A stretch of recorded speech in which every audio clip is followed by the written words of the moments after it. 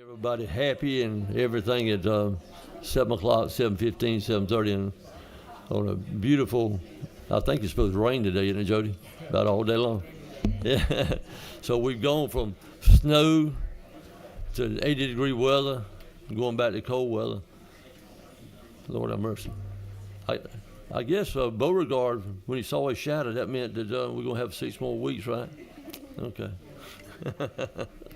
Well, thank y'all for being here. We really do appreciate everyone because of the time of the morning, and as y'all know probably better than I do and some of the rest of us, how important it is to get this amended budget done so we can start working on the 26 budget. So at this point in time, if y'all will bow your heads, we'll start with prayer. Lord God, what a great day you've given us, Heavenly Father. You've given us another day that we can honor you and work for the great people of Georgia. Lord, we just ask you to open up our minds and open our hearts, Lord, as we go through this budget. Heavenly Father, just help us to be able to have the courage and the wisdom to say and do the right thing. Lord God, we love you and praise you. In your Son's name we pray. Amen. Amen. What I would like to mention to start off with, if we ask y'all, anybody any questions, and y'all say we got to get back to you, if you would, please get back to us no later than 5 o'clock Thursday afternoon, because we're going to work on this stuff pretty heavily Friday, and we're going to work on it over the weekend and also Monday. So we're going to need any things that y'all need to get back to us, if you would, by 5 o'clock Friday afternoon.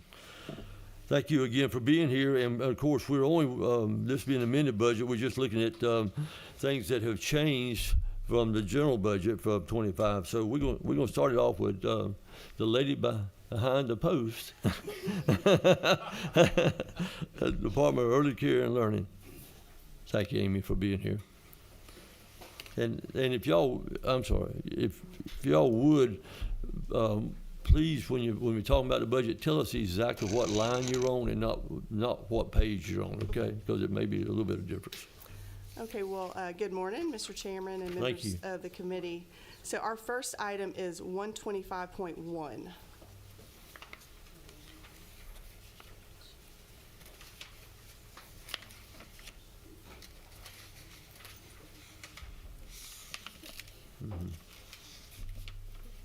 Okay, so this is in our nutrition services program, and this is an additional $100,000 for us to provide startup grants for our summer food service program to help us serve more meals in underserved areas. So this may look familiar. You supported an additional $100,000 in the amended budget last year, which allowed us to serve an additional 100,000 meals in 12 unserved counties. So we are up to serving these meals during the summer in 103 counties, and we know there's definitely more need for these meals, and so these startup grants help us to recruit nonprofits to serve these meals. We know one barrier to recruiting nonprofit entities to help us with this is startup costs. So these are small grants between $7,000 and $10,000 that help them with some of their startup costs. It could be as basic as a cooler or buying some of their food to get started. So this is an additional $100,000 to help us with that. Thank you. And the next item is in our pre-K program. It's 126.1.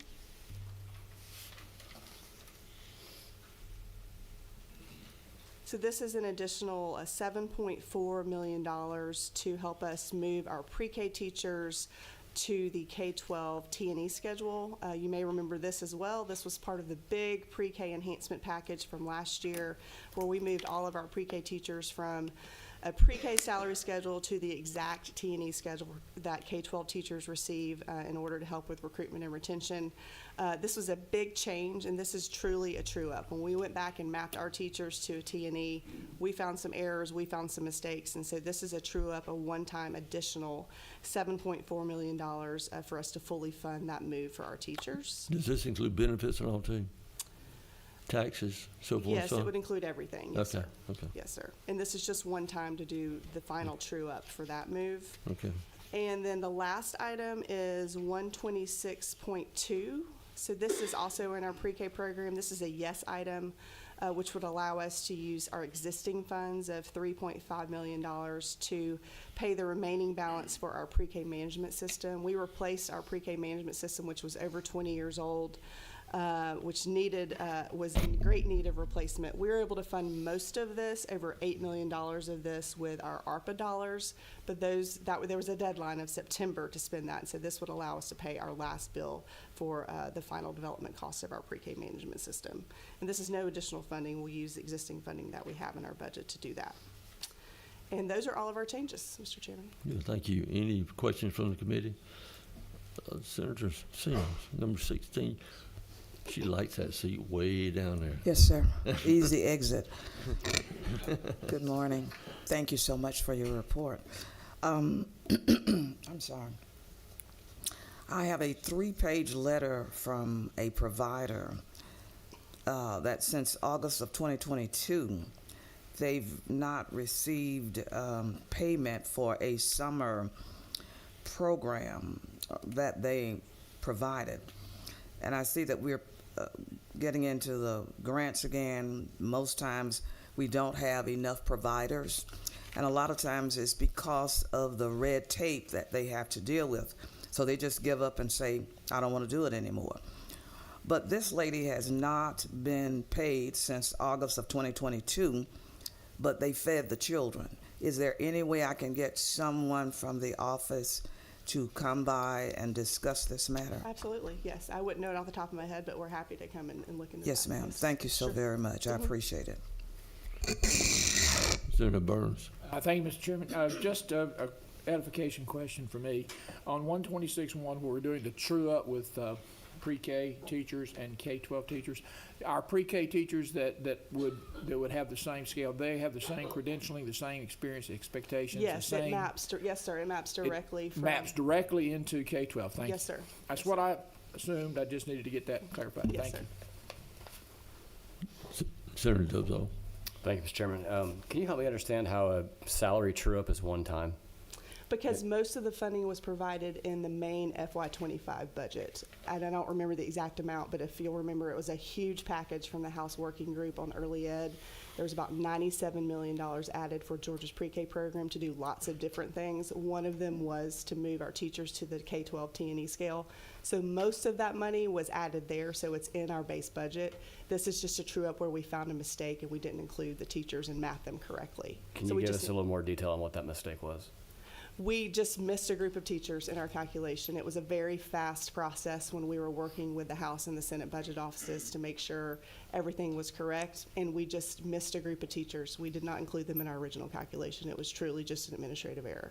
I see up here in the earlier table here that it says that these pre-K programs are usually a regular school system calendar for the length of a typical school day. Yeah. In the case that they're not, are those teachers still on the same pay scale? I don't know of any case where they're not. Okay. We run 180 days, and I believe it's a 6.5-hour day. So I don't know of any exceptions that we've given for that. Okay. Maybe that should say always then, as opposed to Maybe usually. so. Thank you. Thank you. Let me ask you a question. You know, you and I have talked a good bit, and I think we talked in this committee about this, the pre-K slots and that type of thing, and how many total population of pre-K kids versus the slots we've got. But I think a report that you gave us in the last few days or something is still based upon the slots available. We still got close to 5,000 of those slots are not filled. Okay. What are we doing, or what is DCAL doing to get with those counties that have those open slots? Some of them are filled, but there's a lot of them still vacant. So what are we doing to bring kids into the pre-K classroom? Because I'm sure there's still, with 5,000, even without 5,000, that's a bunch of children. Sure. So about 93% of our slots are filled. So again, you've seen the list. It just varies county by county. Some are filled to the max. Some serve 16 to 18 children. Of course, we have a group of pre-K specialists that work directly with our pre-K classrooms and programs to help them recruit new students. And a lot of it is up to parent choice. So parents it is available to them. Of course, we stress to our classrooms that we want those slots filled, and they do a lot of recruitment on their own for children in their community because they know their community better than we do in a lot of cases. But we also have pre-K specialists that will help them with any outreach they need to do. So do y'all get with local school superintendents Of course. and say, we got these many slots, and y'all that are open, do you hold them accountable at all? Yes, absolutely. A lot of times we will prorate the money that they get from us if their slots are not filled, because we need all of those slots filled. We try to be as flexible as we possibly can, just given what might be going on in their community. But they do a lot of that recruitment to make sure that their slots are filled. So we do hold them accountable. And each of our classrooms, our sites, has a pre-K director that we work with, and so we work very closely with that individual to make sure that we know what's going on in their community. It's just different in every community. There's no consistency in that. Well, it's very disturbing to me when I look at it and see that there's that many children out there that are not in school or have the potential for not being in school. Remind us about where we reduced the class size and didn't we go from like 22 to 21 and a half or something like that? So we went to 22 to 20. I think the technicality of the formula will say 21 and a half. But we went to 22 to 20, and we asked for 4 years to do that, because Right. we'll have to add 400 classrooms, 100 each year. So this year we did add 100 classrooms throughout the state. We're reaching providers and school systems that we've never reached before with new classrooms. And we will do that again for the next school year. We'll add 100 for the next 3 years. So we're down to 20, and that is working. Did you have problem recruiting teachers for that? It's still early, but I will tell you, the one piece of data that we do have on teachers is we're seeing less substitutes that were being used, and we're seeing less waiver requests if they may not have the appropriate credential just to get a teacher in the classroom. So I do think the enhancements that were added are definitely making a difference in Georgia pre-K. Thank you so much. Senator Kilpatrick, you have any questions? Yes, good, thank you. Okay, thank you. Thank you. Thank you for being here. Thank you. Our next is Department of Education. So y'all please come up and identify yourself and tell us what lines we're working on.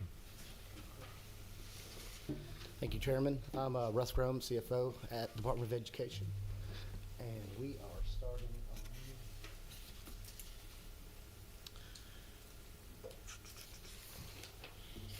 on 140.1. One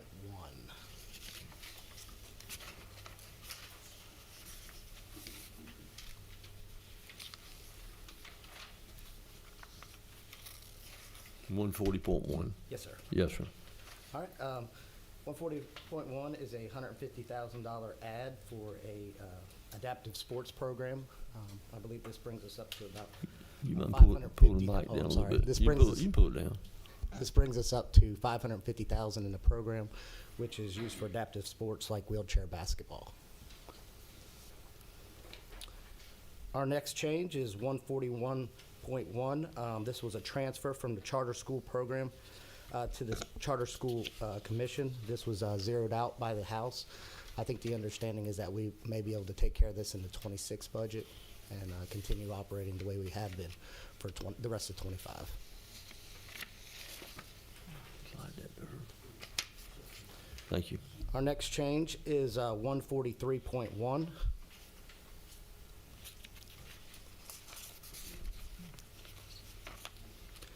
This is to increase funds for AP exams, which was about 2.2 million, and PSAT exams of about 250,000. This is based on the actual kids for the PSAT that have taken the exam. We actually got the invoice in, and it's an additional 250,000.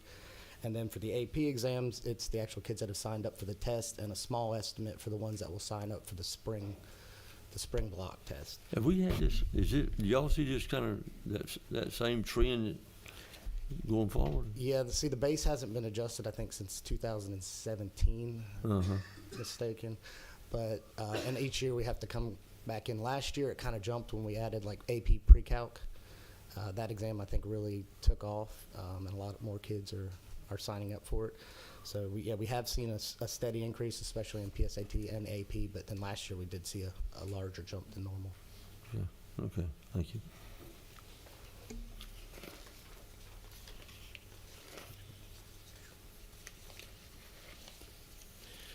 All right. Our next section, I'll start with 155.1 QBE program.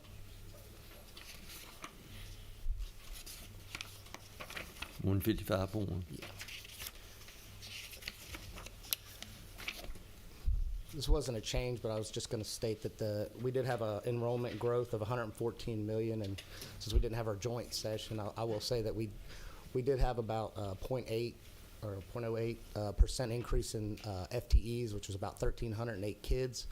However, as we have seen in the last few years, that growth was across programs such as the higher cost programs like gifted, EIP, special ed, those categories, which is what contributed to the $114 million growth in enrollment.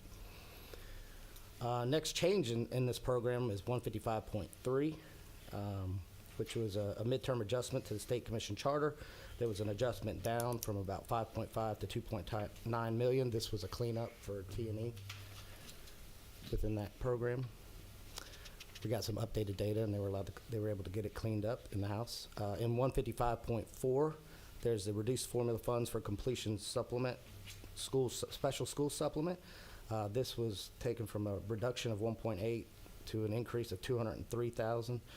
This was to hold the completion schools harmless, like we do in our state charter schools, and also for a new Discovery Point completion special school. So is the completion school opened up down in Senator Sims' area? Is it already opened up operating, or I believe, yes.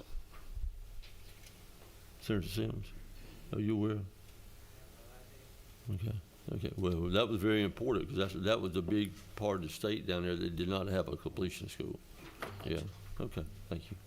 Sure. All right.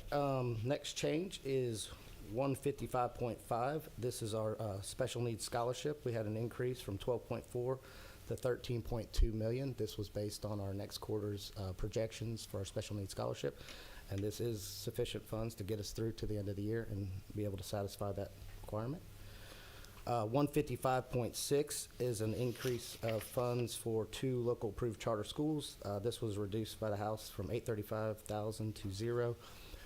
It's my understanding that their feeling is that the updated FTEs, this is actually, we don't really allocate to individual schools at Department of Education. We would go through the districts, which is APS, but these schools in their 24, I think it was an issue with their 24-1 count that should be corrected in their later counts of FTEs. That's why this was zeroed out.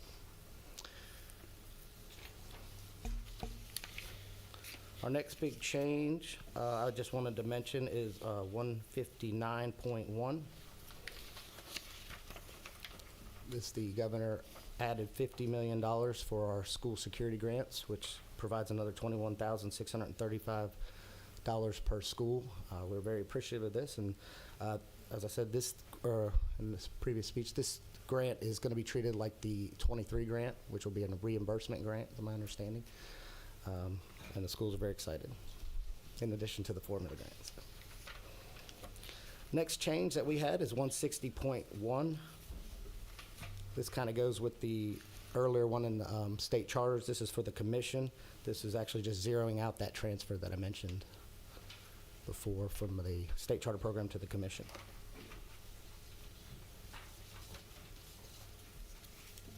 And that is all the changes in the 25 amended budget.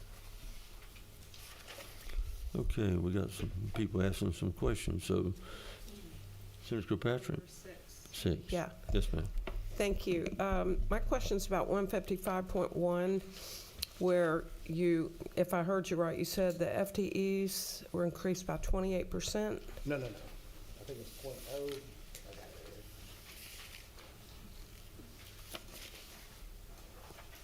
it here. 0.08%. 0.08, sorry, misheard that. 1,308. And was that teachers were adding, or administrative positions, or some combination? That was actually FTE. Most of the changes occurred in increases in our programs such as EIP, special ed, gifted, ESOL. We saw significant increases there. The normal grades, we actually saw decreases in FTEs. Thank you. Senator Dozal. Thank you, Mr. Chairman. A couple of questions on 140.1, this adaptive sports program. Can you give us a little more color on what that is, where that came from in the House?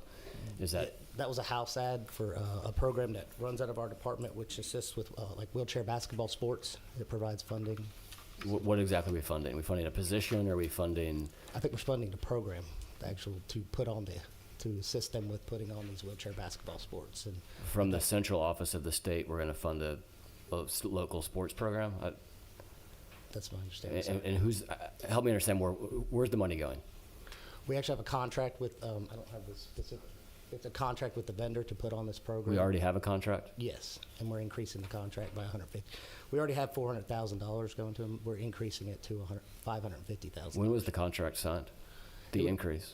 The increase hasn't been signed yet. That's the 150 that we're requesting in this budget. Okay, could you send us some more information on Sure. do you know what is coming, what are we getting for that increase? Is that just, I can provide you a detail Okay, of that that'd be great. contract. going to 141.1, Chairman Burns leaned over and said we're zeroing out a decrease, which is a little interesting. Could you help us understand what House Bill 318 did, or at least remind us what it did, and then walk us through what's happening here exactly from the House perspective as you understand it? Yeah, what this was House Bill 318. This $265,000 was to move some of the work that was actually done at the Department of Education state charter program with local charters. It was to move it to the commission. And in doing that, this $265,000 reflected two positions that actually transferred. The state charter commission is administratively attached to us, but a separate program within our budget. So this actually moved those two positions from the state charter program, or charter schools program, to the state charter commission. And with the House, what we've done, the positions actually are reporting to the commission, but still being paid out of the charter schools program currently. So what we're doing, their thought is we can just actually move the funding in 26, but allow them to continue to operate the way they are now. Okay, so I guess the responsibility for fulfilling House Bill 318 is falling where? With y'all, or is it directly with the commission? With the commission. Okay.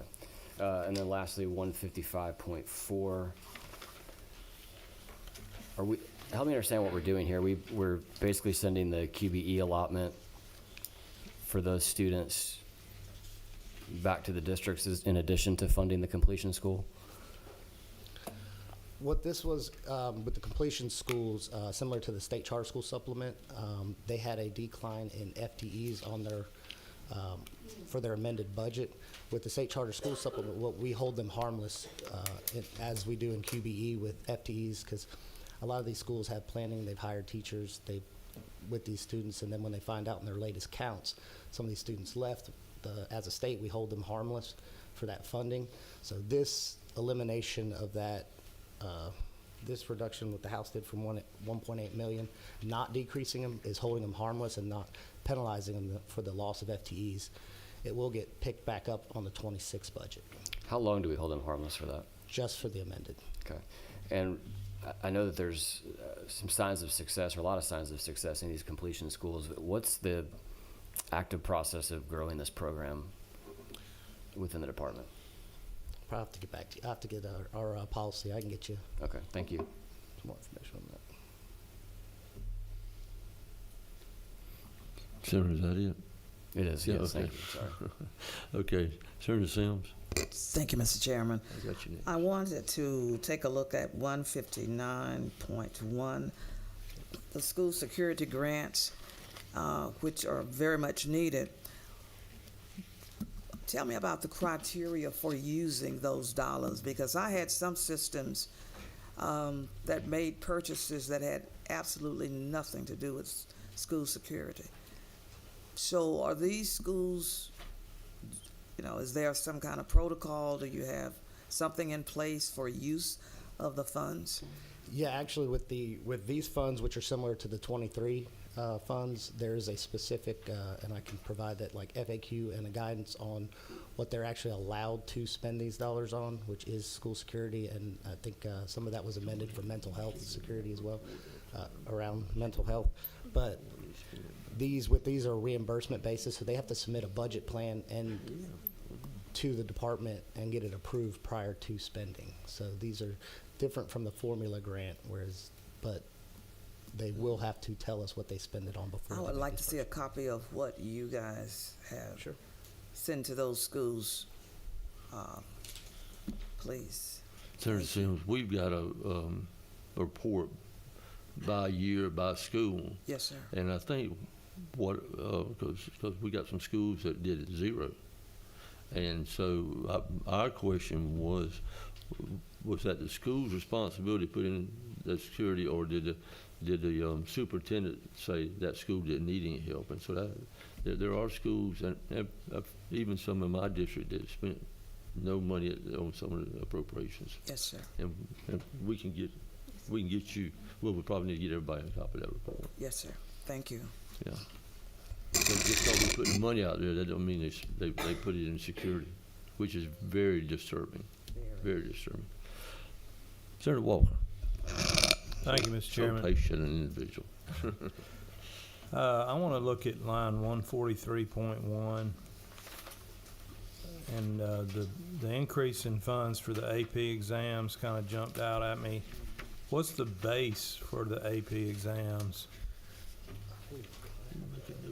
That's a pretty big increase for exams.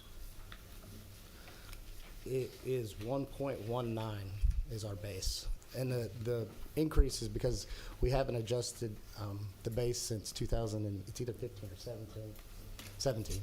2017, we have not adjusted the base with growth of students taking these exams and the different exams. And then, like I said, last year we had some, when we added AP Pre-Calc, we added some other exams, but that exam really was the one that a lot more students signed up for.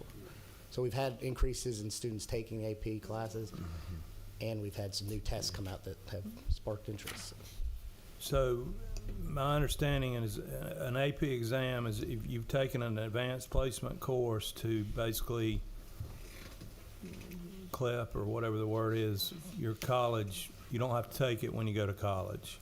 If you pass the AP exam, you get college credit in lieu of because you've demonstrated your mastery of that subject by passing the exam, so you don't have to get college credit, correct? I don't believe all colleges accept it. It could be. I might defer to some. But that's kind of the purpose of it, But that's the correct? purpose of it, correct? Is And that it's an optional exam, right? Correct. You still get credit for the high school grade.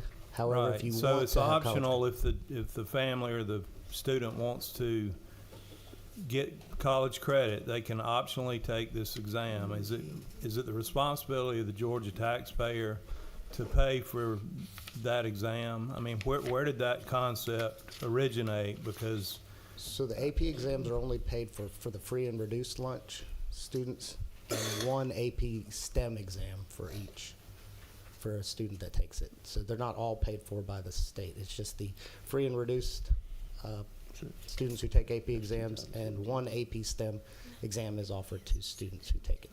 And is there any criteria to, do they have to go on to college? I mean, the only point of taking it would be to get credit at the secondary school.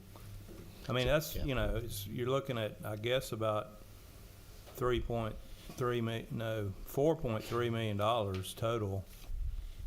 Just curious about that. I mean, it seems to me like the family or the student ought to have a little skin in the game, and we ought to know whether they're even going to pursue a secondary education, because otherwise it's no point in doing an exam. Doesn't seem to me, but maybe I'm missing something, Mr. Chairman.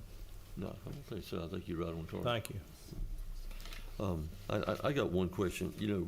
We spent a lot of time, and thank goodness Governor Kemp stepped up to the bat, and we've increased teacher salaries and done a lot for teachers from that standpoint. And I think even some of our reports now show that salary is really of importance to teachers, is like third or fourth down the list. It's not number one.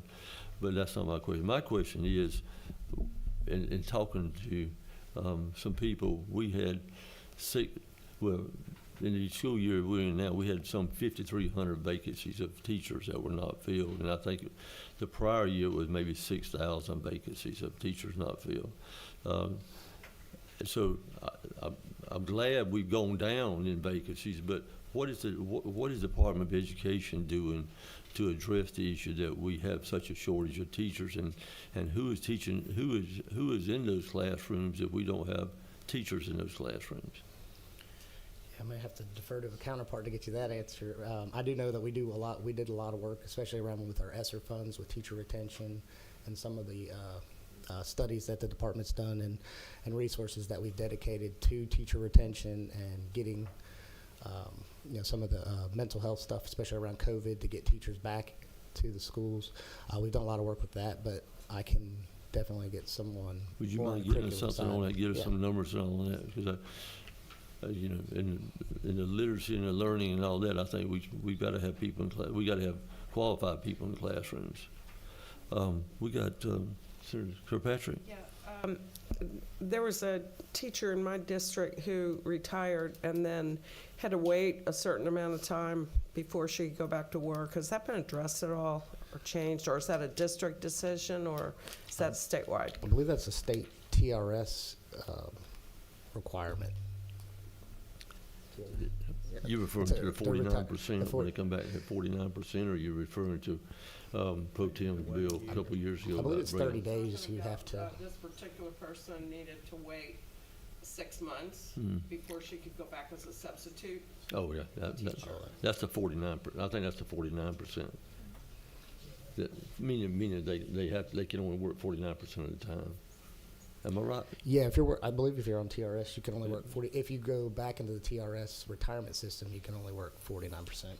To defer to TRS, but you can go into a different Run into retirement that in system. other professions too, where people retire, but then they want to go back to work That's right. part-time and they can't do it because it jeopardizes their retirement. I know we fixed it for some other things, police officers for one, and I just wondered if that had been addressed with the TRS. We've got a bill on my desk that's signed that is going to require a fiscal note, so it's going, because of the retirement, it's going to carry forward next year, but it actually addresses, we got people that are get out of college at 22 years old and retire at 25 years. They're 47 years old, 47, 48 years old.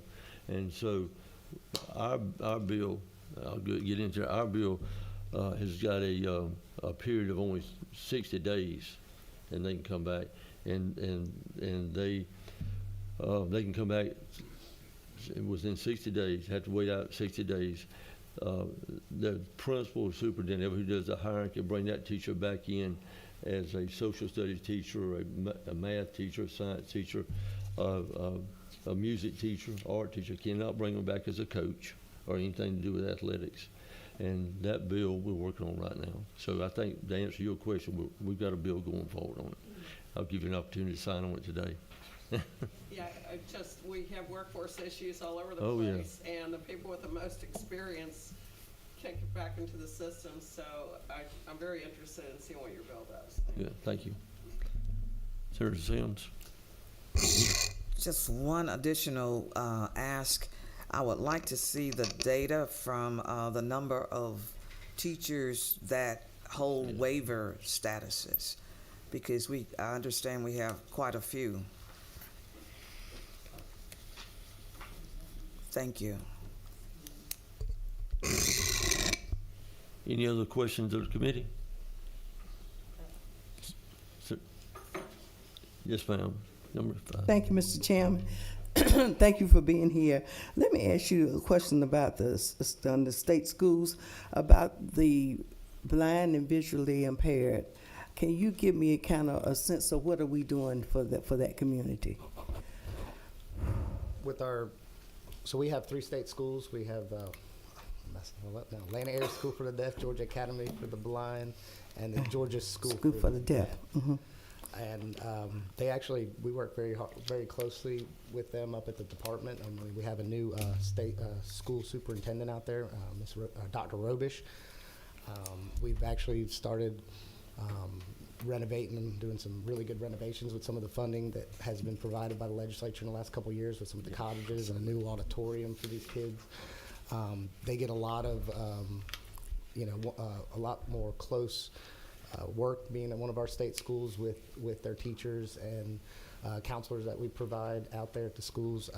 And like I said, the state board is very involved in every aspect when it comes to the schools. We actually have a committee which is reported every month up to as what's going on. So the kids get a lot of by attention, I think, a lot of, what's the word I'm thinking of, more one-on-one time and more assistance, which they need to succeed. And I think some of these students are in, areas that are needed and couldn't be satisfied out in their districts. So. Okay. Thank you.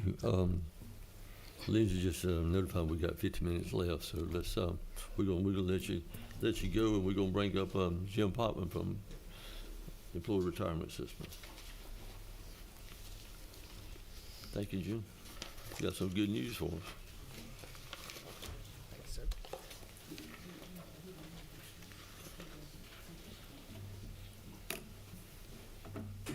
Good morning. Morning, Mr. Chairman. Jim Potvin, I'm the Executive Director of the Employees Retirement System. I'd like to direct your attention, if I may, to item 168.1.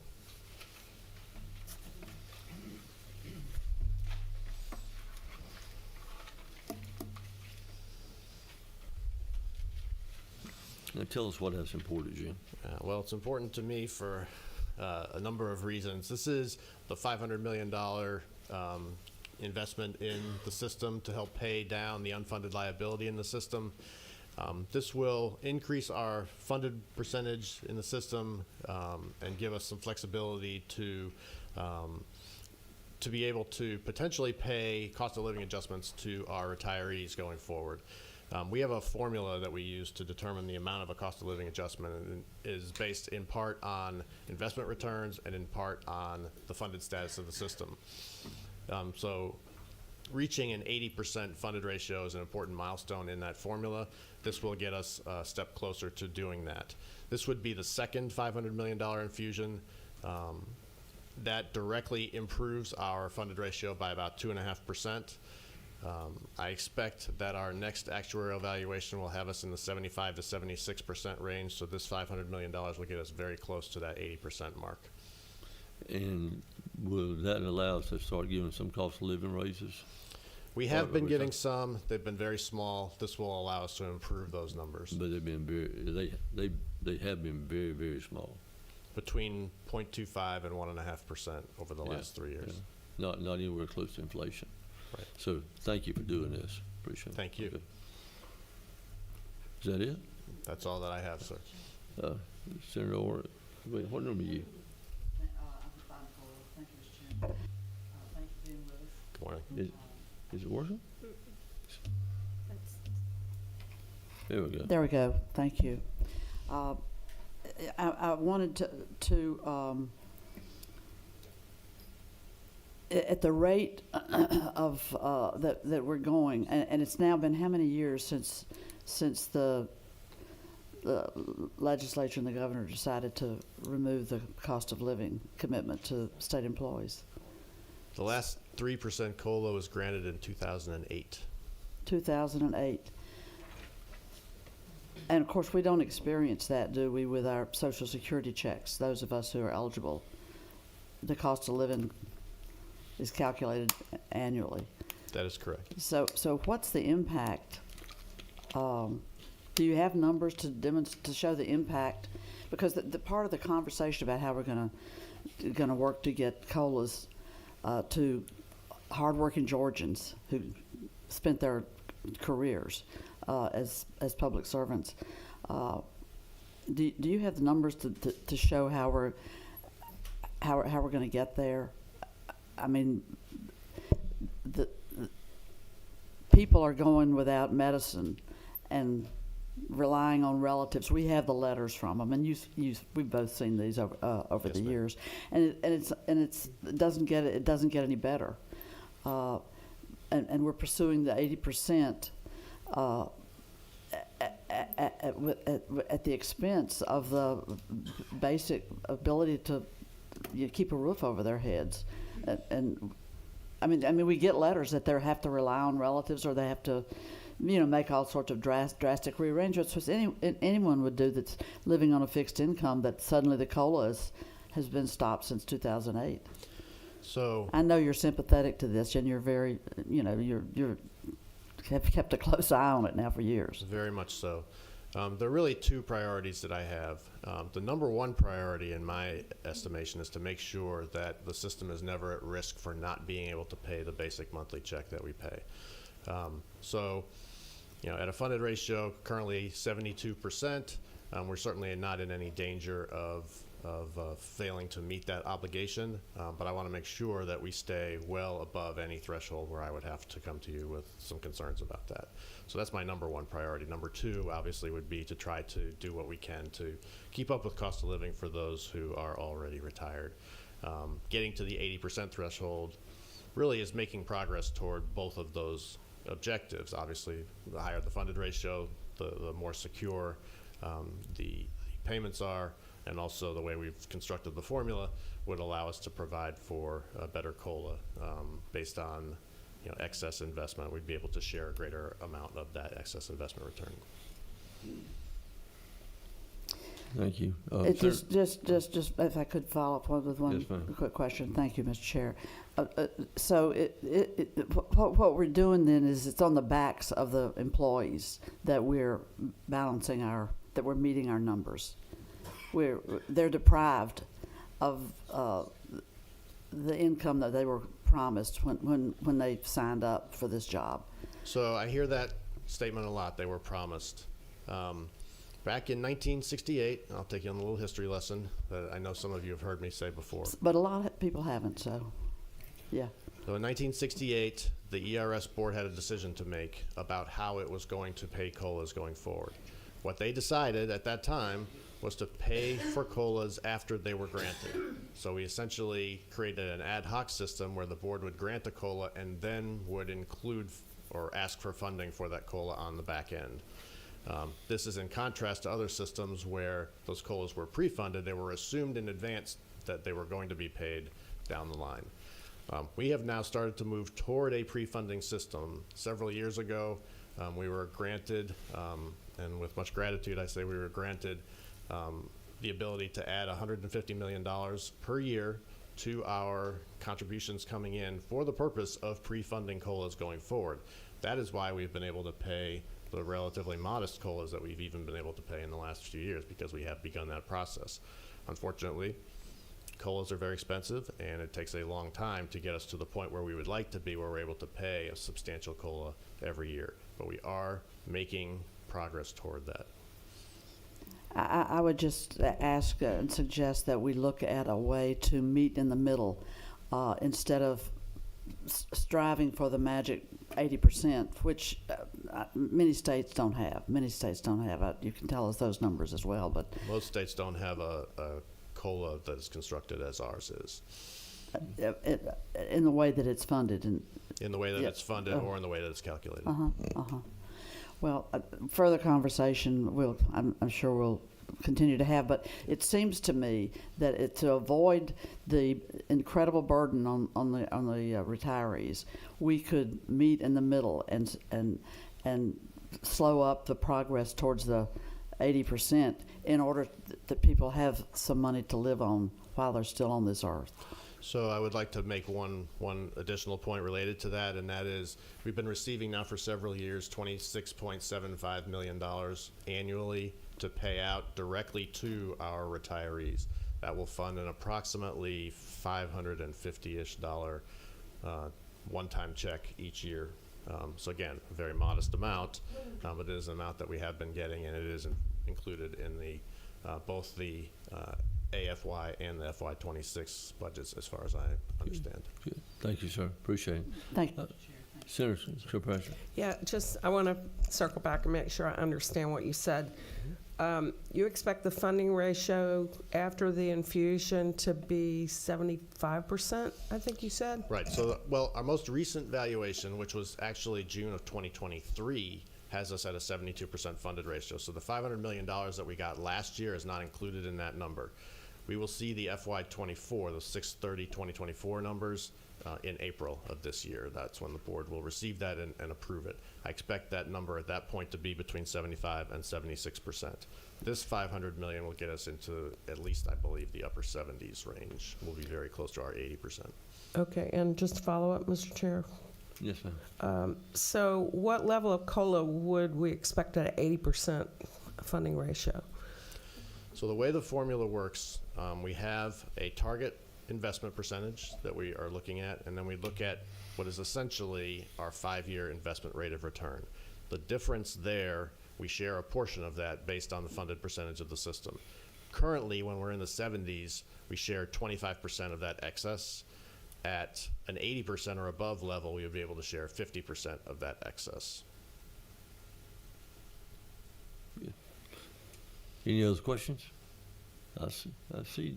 Oh, Senator Sim, Yes, sir. Thank you so much. last question. And I don't know if you've already stated this, but did you guys ask for alternative, a means of alternative investment, I guess, permission?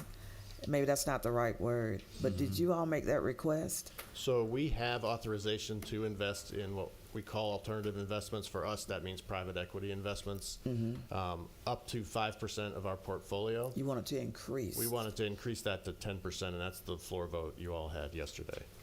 But was that your ask? Yes, it was. Yes, sir. Thank you. Thank you, sir. Appreciate it. Thank you. Thank you. Thank you.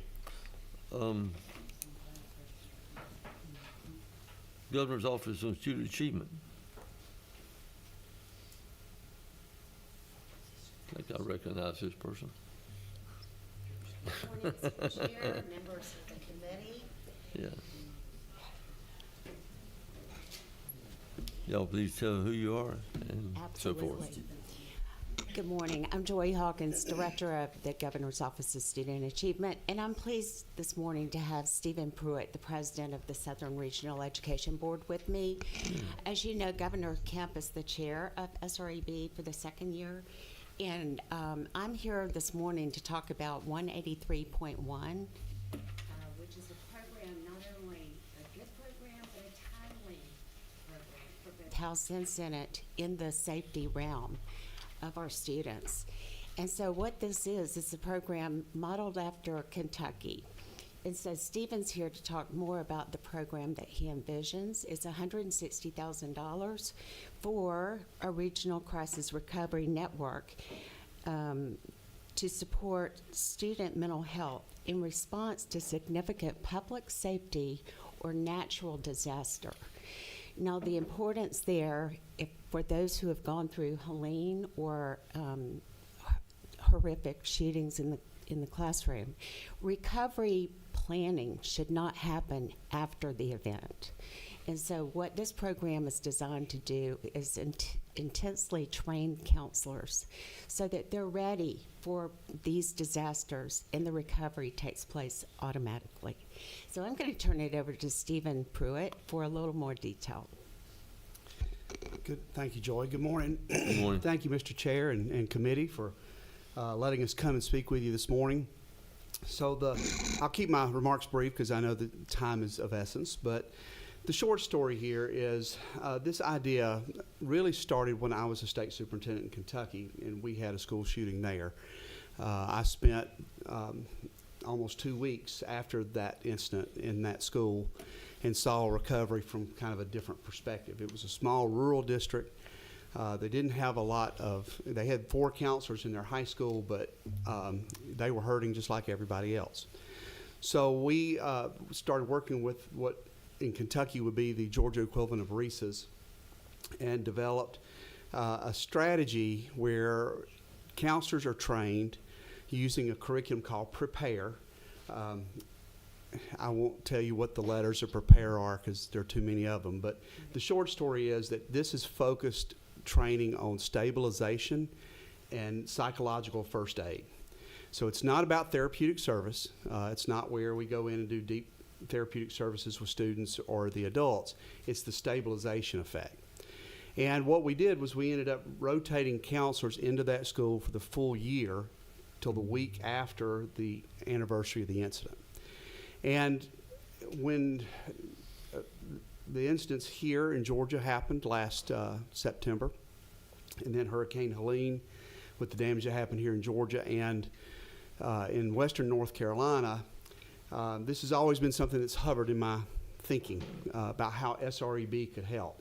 For those of you not familiar with us, we are an interstate compact of the 16 southern states. Senator Hickman is on our board.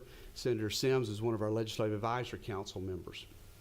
And as Joy said, Governor Kemp has been our board chair for the last 2 years.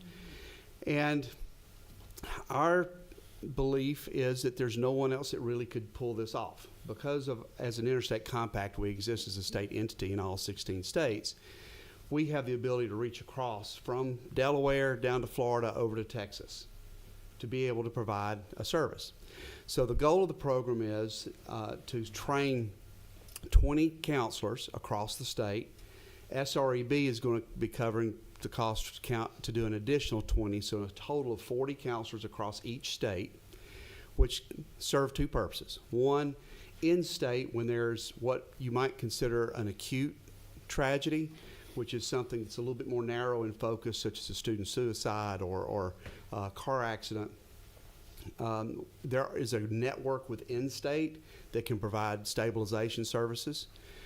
But when there's a larger, more mass tragedy event, such as natural disaster or as a school shooting, SREB could deploy 650 counselors across the course of a year into a school or a college, because this is not just K-12. We're going to be providing those services to colleges as well. That we'll have a whole cadre of 650 staff or counselors to be able to deploy into those areas.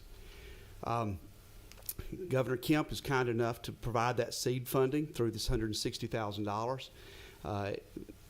SREB is going to be hiring a crisis coordinator at our expense, and we will be using funds at SREB to cover all costs for any deployment. So it's not going to be something that gets dumped on the district. The district doesn't get, or the college doesn't get a bill after we come.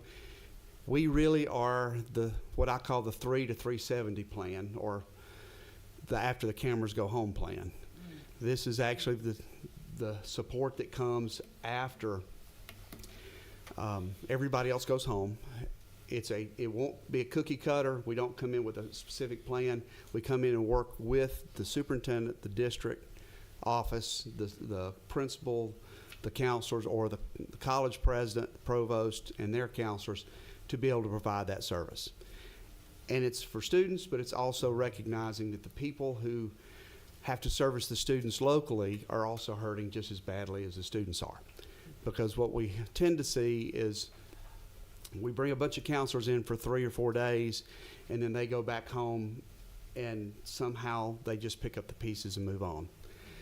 And so this is an opportunity, we believe, to be able to provide that service in a different sort of way that, frankly, I think you had to have a regional approach to. It's really about stabilization. And we've gone through so many incidents in Georgia recently that we know firsthand that, after 3 days, things do not go back to normal. And so I really appreciate this concept. I appreciate the fact that it was a firsthand delivered program. Stephen has lived through this, and I personally think it's needed here in Georgia and the other 15 states. I've heard a lot of talking about it, and for a while I thought personally that we could prevent this stuff. I've heard some people speak lately, and I've come to the conclusion we just do the best we can to minimize it and go forward. And thank you for this.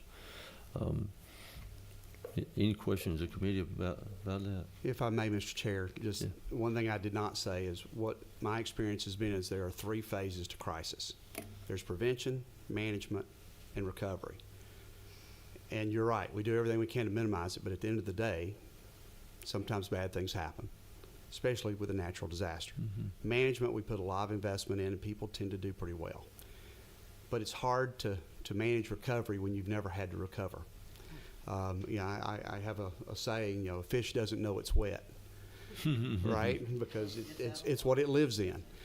It's hard to know what anything else is like unless you've lived through that. And this program is intended to leverage the experience of people who have lived that. Thank you.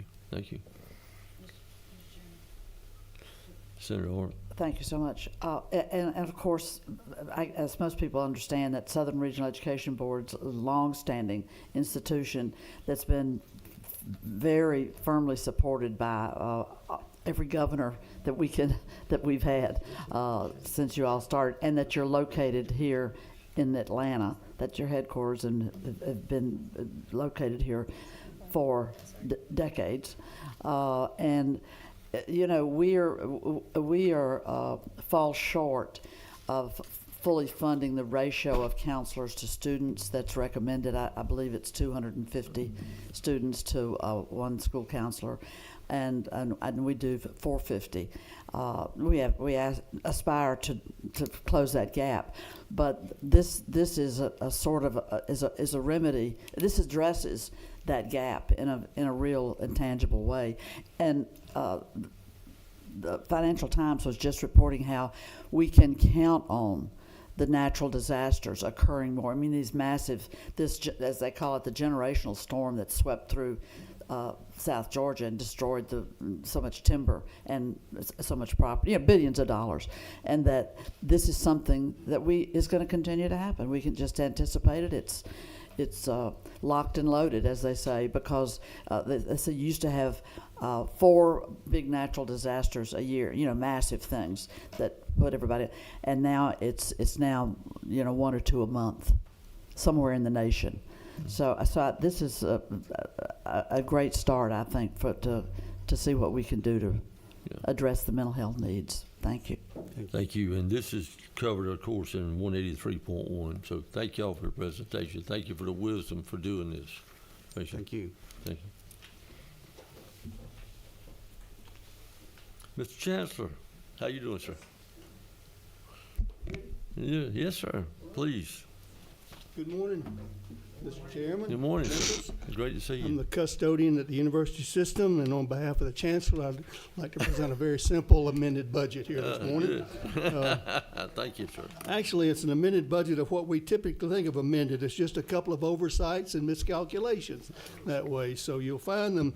We provide you one sheet there, so you'll see those on some B unit miscalculations over the health care benefits there of $48,333 on pages line number 283.1 through 290.1, and those are part of that. The rest of those B unit budgets and those miscalculation is in the Senate agricultural budget, so that's only there. The only other addition that we had from a oversight from OPB was really not counting some of our COLA cost and some of the additions there, the $17,750,000. That's on 294.1, and OPB was clear to their promise of making the governor's recommendation, including that. You'll see that the House added a couple of issues from the governor's recommendation, removing the $500,000 there on line item 291.1. There was some lack of progress over this proposal that the $500,000 was. OPB held it, and we still don't have a resolution on that. And then the House did add on 291.2, $577,681 for a dental hygiene clinic there. So that's really the simple budget. I'll be happy to get into the capital if you'd like. It's not on your tracking sheet, but those are our items, Mr. Chairman. Senator Burns. Thank you, Mr. Chairman. Good morning, Chancellor. I do want to go to the capital budget. I want to look at line 371.2. Okay. That was a pretty good reduction by the House on MRR. Yes, sir. And and I know the challenge of deferred maintenance. Can you help me understand the investment that Georgia has in plant, property, and equipment in USG? Well, as you know, Mr. Chairman, having been a former president on a campus for a number of years and also a dean, how many buildings that the university system contains? I think it's like over 12,000 individual items there. And these are not newly constructed buildings. And like our homes or any kind of residential property, they age and need help. HVAC particularly goes out on these. So MRR was a big benefit last year. You all were very kind, and we are utilizing those funds. I think preventing, it's like the roof leaking, and if you don't do something, the whole structure gets damaged. So that's what we try to do in preventive maintenance and using these MRR funds to do that. As a percentage of the capital budget, what is MRR to the USG? Oh, it's minuscule, but it's necessary, but minuscule. 2%? Probably less. Probably less? Yeah. I like you, I believe that MRR is an absolute essential component of allowing us to continue to keep our infrastructure in good order. And we have examples across our state where when we neglect state resources, we suffer dramatically. So I'd like to have, Mr. Chairman, I'd like to have at least a discussion with the House about how we can support the USG and their maintenance and repair. You might imagine we would welcome that, Mr. Chair. Mr. Chancellor, isn't there some rule of thumb? People told me there's some rule of thumbs across the university system, and that may be where Senator Burns is coming from, across the whole university systems, the United States, about a certain percentage of maintenance repair each year of the budget. Isn't there some type of general rule of thumbs on that? I'm not aware of a rule of thumb. I know we do a calculated list that we could provide to you. I think we have provided for you over all the things of the needs out there. Right. And we're always behind the curve on that. That's why we were very grateful for the governor adding the $50 million in addition to the base MRR budget that you do every year. But this helps us, just like the retirement issue earlier, it helps us to catch up a little bit. Yeah, good enough. Thank you, sir. Any other questions of the Chancellor? Chancellor, I see none. Thank you so much for being here. Always great to see you. And brief. Thank you all. Thank you.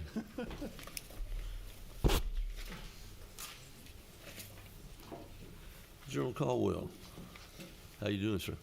Fine, Chairman. Yeah.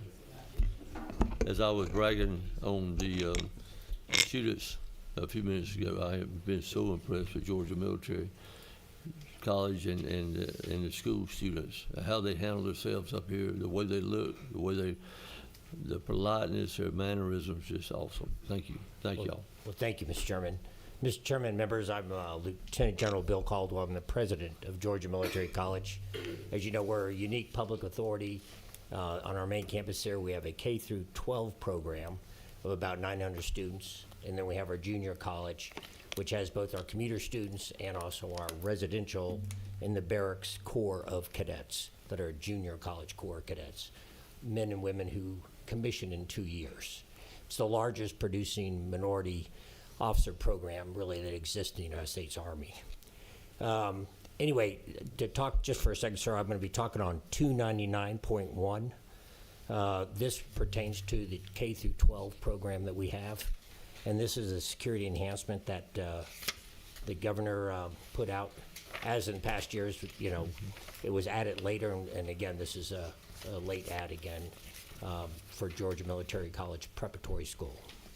Senator Sims, in regard to your question, we use it only for physical security. We kind of use it as a primer.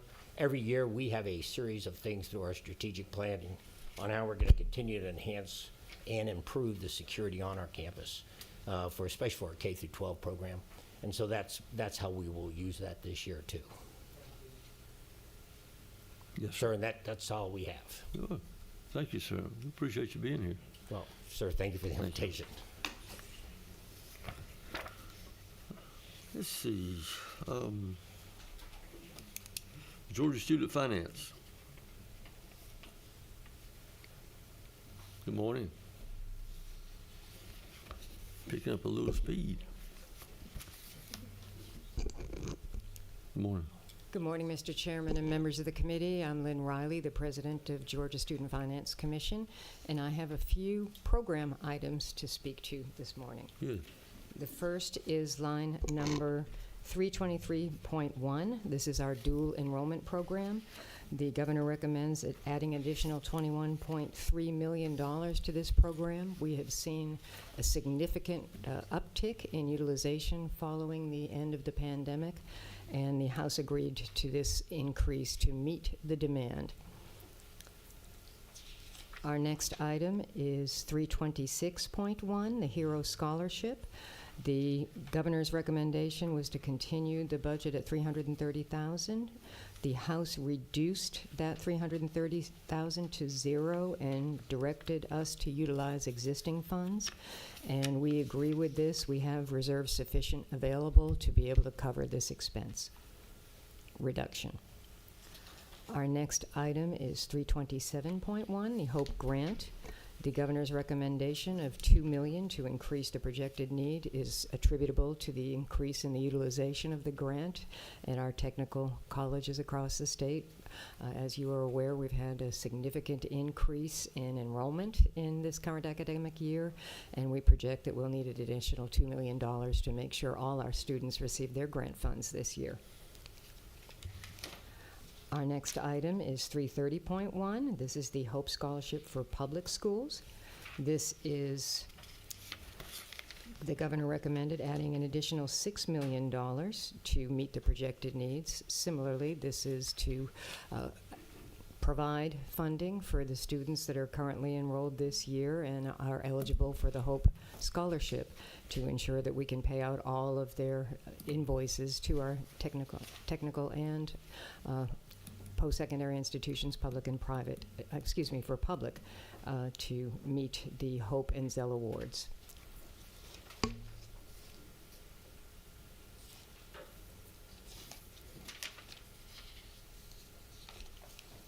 The next item is line 334.1, the Public Safety Memorial Grant. Similar to the HERO grant, the governor's recommendation was to continue the original budget. The House reduced the funding of $540,000 and directed Student Finance to utilize reserves available to pay the current year's funds.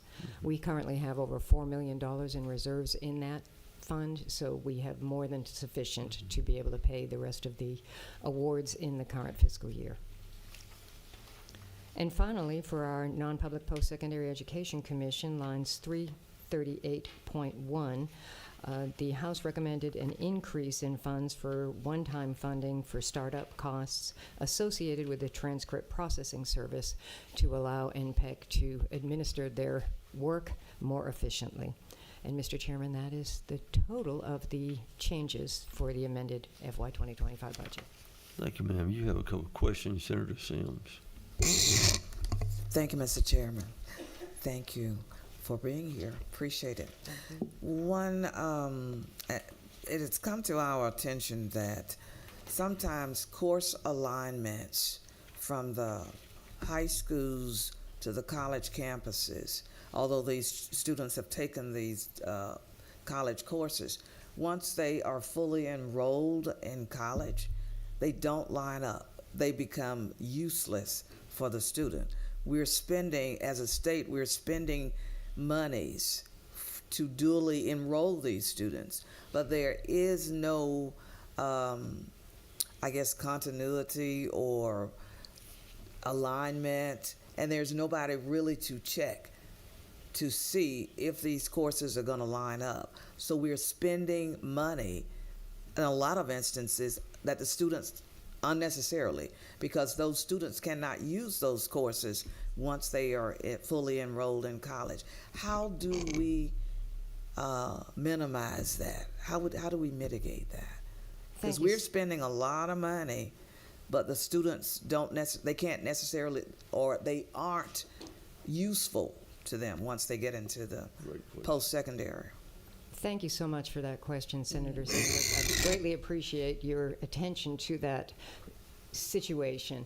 The governor has also recognized that, and he has directed the education agencies to collaborate specifically on issues of that nature. Similar to the Georgia Match program that helps our students understand where they can go to college, the education agencies are now working on a navigator program that will assist in the counseling efforts even as early as middle school, so that advanced credential attainment or advanced education in high school for college training will align and will articulate appropriately, so dollars, as you suggest, would not necessarily be wasted or not used for an intended course and career study.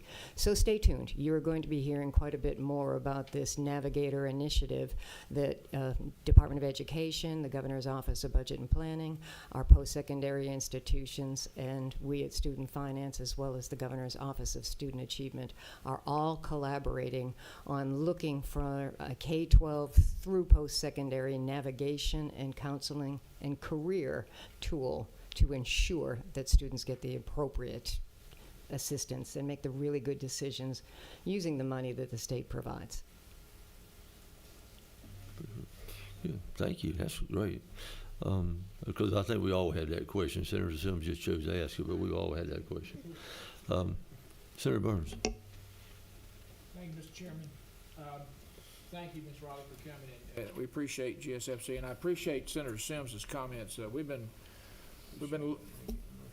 looking at dual enrollment for quite some time, and as you point out, trying to align dual enrollment with college success. We want these students to have that leg up as they move into the academic setting. I want to go back to 323.1. That's a significant increase in dual enrollment demand. Help me understand a little bit about why that might have occurred in 2024 and 2025. Certainly, and thank you, Mr. Chairman, for that question. We've noticed since the trailing off of the pandemic, a lot more students are taking courses that require in-person training during their high school years. And there has been a significant amount of communication to our high school students of the benefit of advanced education that would get them that jump start into their college career. We've seen an uptick in the dual enrollment utilization, but we're also seeing an increased uptick in students that are duly enrolled attending post-secondary school, persisting and graduating early. We also see credentials being attained while students are in high school. If you recall the ACE grant that was recently enacted that you all approved in a previous session, allows a student to get up to an associate's degree on a specific career course in high school. Lots of the messaging that has been done on the benefit of advantage of dual enrollment has resulted in increased utilization. We also had insufficient funds in FY 2024 to pay all of the invoices for 2024 dual enrollment. So some of the money in the FY 2025 budget was just to be able to finally pay our institutions for a prior year's instruction. Thank you. I appreciate that. Certainly the dual enrollment program has been a very positive for our state and certainly for our students and workforce. I think our challenge is to see, as we invest in dual enrollment, how does that then translate into a degree at a post-secondary level and then ultimately into workforce in a very, very timely manner. I think the challenge is to ensure that that student who engages in dual enrollment persists and completes and enters the workforce at a known pace, at a pace that's not delayed. So I'd appreciate your continued work in this area, and we're certainly going to support dual enrollment, but we want to make sure the return on that investment is in the right way for the taxpayers of our state. Certainly, Mr. Chairman. Thank you. No other questions? Thank you for being here. Appreciate Thank you, Mr. it. Great Chairman. presentation. Next on the list is Non-Public Post-Secondary Education Commission. That would be you. Or some of y'all. Okay.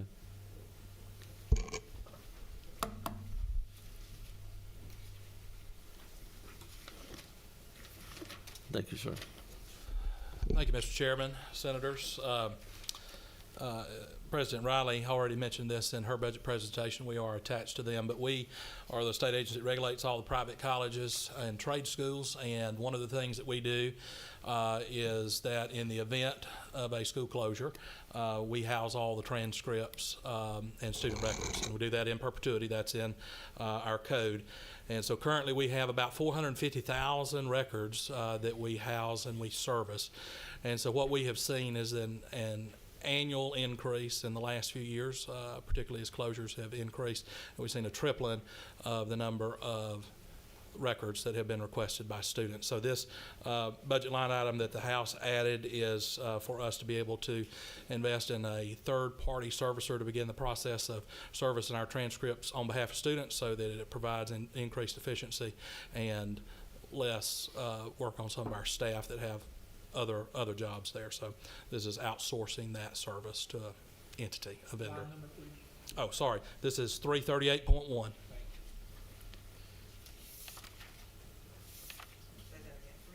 338.1. $45,000. Any questions? Mr. Chairman, one edification question. How many private entities have ceased to exist in the, over the last 12 months? Well, it depends on what you're looking at here. So we currently regulate about 350 Private authorized institutions. That's right. Are these primarily technical programs, or are these? That's right. Hands-on programs, and allied health, dental assistant, Right. phlebotomy, So welding. 350 programs. 350 programs, and we have a few close each month, probably over the course of a fiscal year, between 30 and 40 close. However, most of them are closed in an organized manner, meaning that it's a planned closure. They have taught out all their students, and so they just close because business model changes or they decide to do something different. However, I will say, and I was telling somebody this when we were talking just before the hearing started, when I started in this job in 2019, a month later, Argosy University closed. Right, there were several thousand students that were involved in that. We didn't have any more precipitous closures that closed just somebody closing the doors without any notice until September of 23, when we had the Art Institute of Atlanta closed. Since Art Institute of Atlanta closed in September 23, we've had an additional 6 schools closed precipitously, one just this past week. And each one of them has various levels of students that they have. I think this most recent closure may have only had 6 students that were affected by authorized programs, but there was hundreds of cosmetology students that were affected, which is under, of course, the Secretary of State's office and not ours.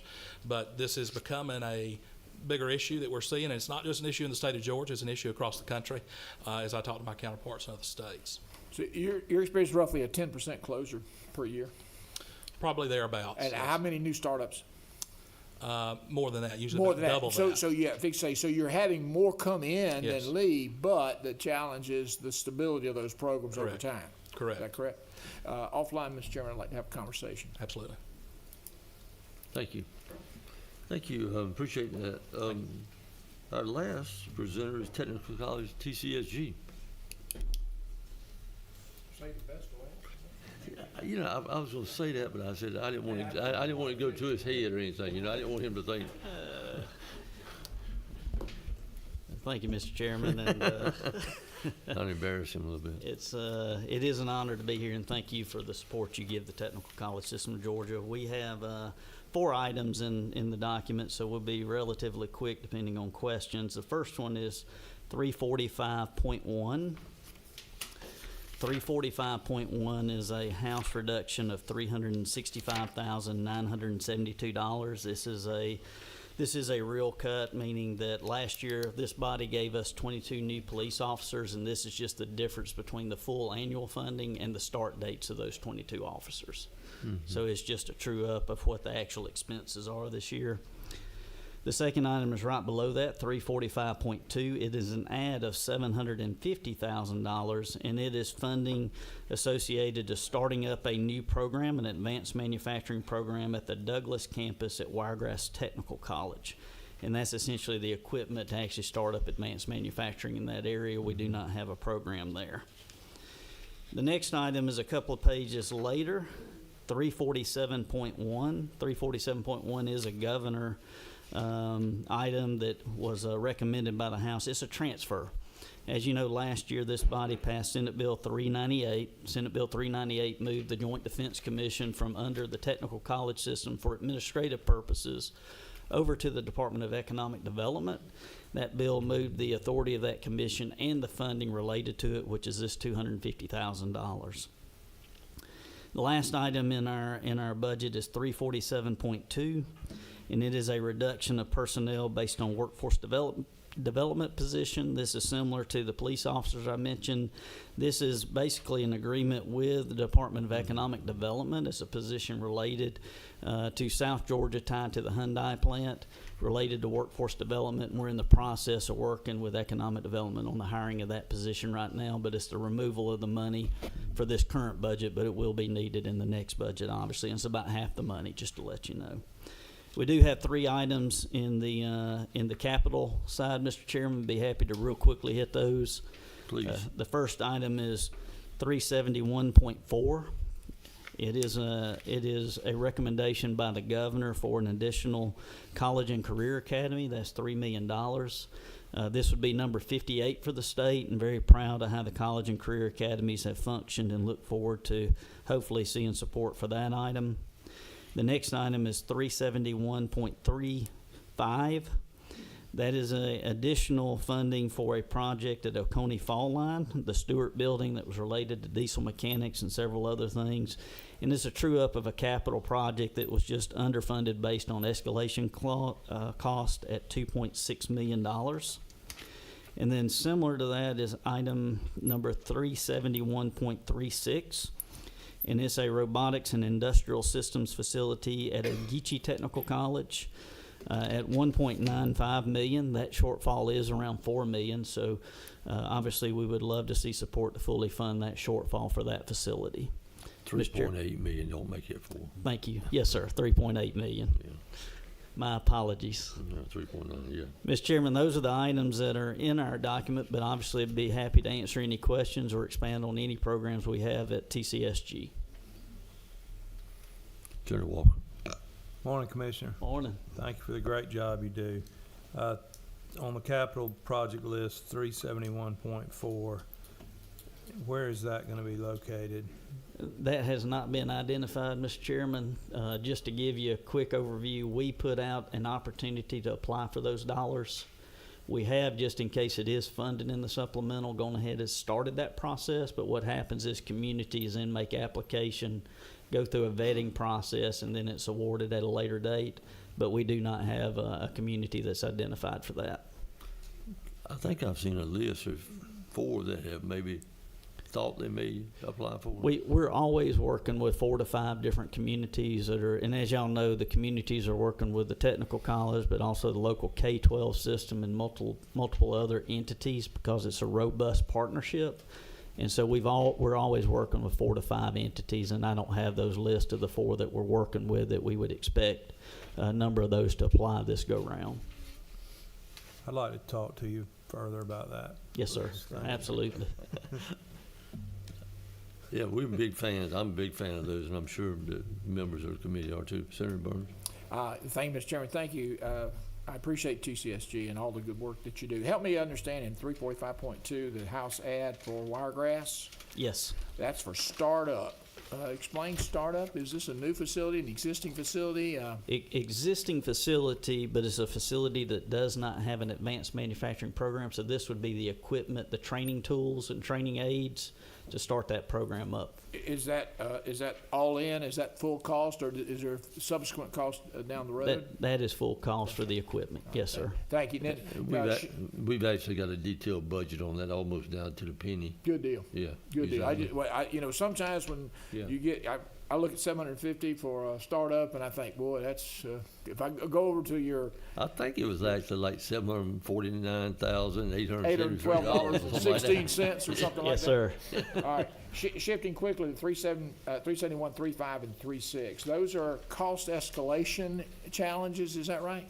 Yes, sir. The projects were funded last cycle. And What was the original funding for 371, 35? Do you recall? I did not bring it with me, sir. I And apologize. 371, 36 was, I think, 3.8 million. Is that right? Yes, sir. And so 3.8, we needed to add a couple more to that. Is that fair? No.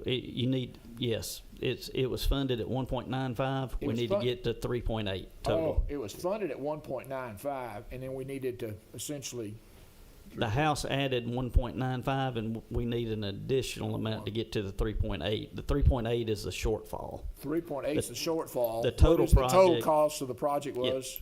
And I've got to get that for you. I've got it in this folder, but I can give it to you All before right, we let me leave. say, but the issue is we were off by a certain amount. We were off by 3.8 million. Yes, sir. Okay. And I think, Senator Burns, Is I've had some questions about that because, you know, when we put these things in a budget, then all of a sudden it could be a couple of years down the road before they get built and I funded. understand. I understand. All that, I don't know if we build in inflationary numbers in those numbers or Yes, how sir. it comes back. The reality is with what happened during COVID and escalation cost, the system just needs to be true up and have some additional on the front end escalation Right. added to it. So we're Yeah. going through that right now to get our numbers closer, and we do realize that's an issue on these two would projects. take- And that if 1.95 was put in by the House and you're looking for 3.8, so the Senate, Yes, sir. and then is that also true for 371.35? So it's 2 point. No, sir. That one was fully funded by the House. The shortfall was. So they didn't spend any of our money. Is that what you're saying? Yes, sir. They spent all of their money. Yes, sir. Okay, just checking. I Thank you. think they probably did it because of you and I. I think you may be right, Mr. Chairman. Please thank the House for taking care of 371.35. Absolutely. Any other questions? Thank y'all for being here. Thank you. Very good meeting. We appreciate it. And we'll hopefully see you in a couple of weeks back again for the full budget, 26.